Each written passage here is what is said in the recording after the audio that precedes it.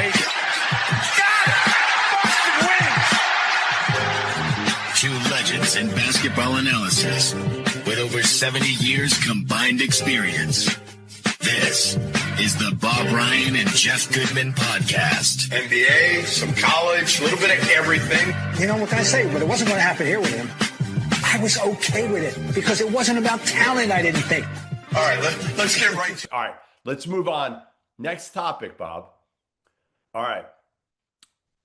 So Luke Cornett left your Boston Celtics for 4 years, $41 million. Congratulations, San Antonio. Yes. Congratulations, Luke Cornett. You earned it. You earned it the hard way, and you deserve it. You deserve it.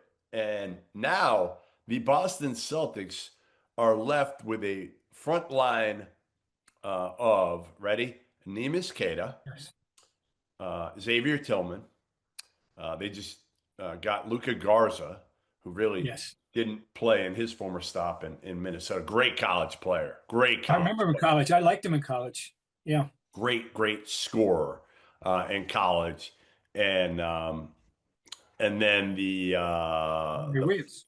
What's that? Amari Williams. And Amari Williams, the kid they drafted out of Kentucky who played 3 years in the CAA for Drexel. Those are your four big men for the Boston Celtics. I ask you, Bob, have you ever – I know I'm putting you in a tough position here. I don't want to do this, but I have to do this. Have you ever seen a big man situation, not even with the Celtics, in the league, more underwhelming than this at the Well, I can go back. Yeah, funny you mentioned that, not even in the league, because it was a funny thing with Bill Fitch and myself.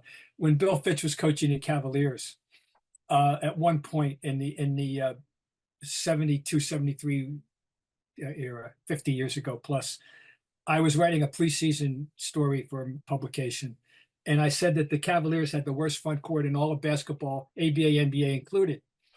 And I don't even remember the names at the time now, but that's what it was. And of course, by 3 years later, they were in the Eastern Conference Finals with the Celtics with Nate Thurmond and Jim Jones. But anyway, he saw me when they came into town, and he got all over me. He got all over me. Oh, he was so pissed. And we went up, by the way, when he was coaching the Celtics, we went up very friendly. And but so at that point, I don't know. The Celtics, you have to go back to the Purvis Ellison era, I guess. I don't know.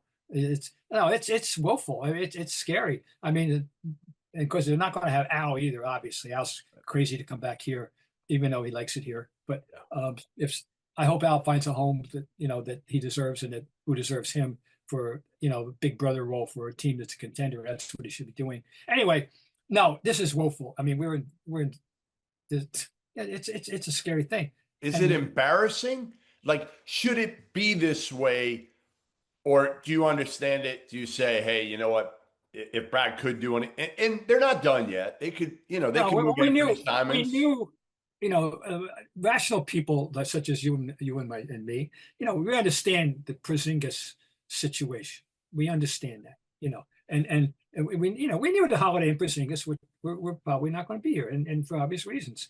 And I understand that, and I love the way Brad Stevens yesterday, paid them both tribute and wished them both well, and and that's sincere. That's not, but yes, that's Brad Stevens, and he's right. And he didn't want to do that. God knows that, but he had to do his job, and we all know that they had to get under that second apron. Okay, Cornett, you're right. He could have stayed, and they could have, but he's getting rewarded and taking care of that family now forever, so that's good. No, I would have been, if I would have been, is he a full-time center, echelon center? No, he is what he is. And in here, he was perfectly suited and he knew the role, and he fulfilled it beautifully last year. But if he was all we had, I still would be happy. We would have been better off than what we are now. The Celtics. So, it's a little scary. It really is. You think?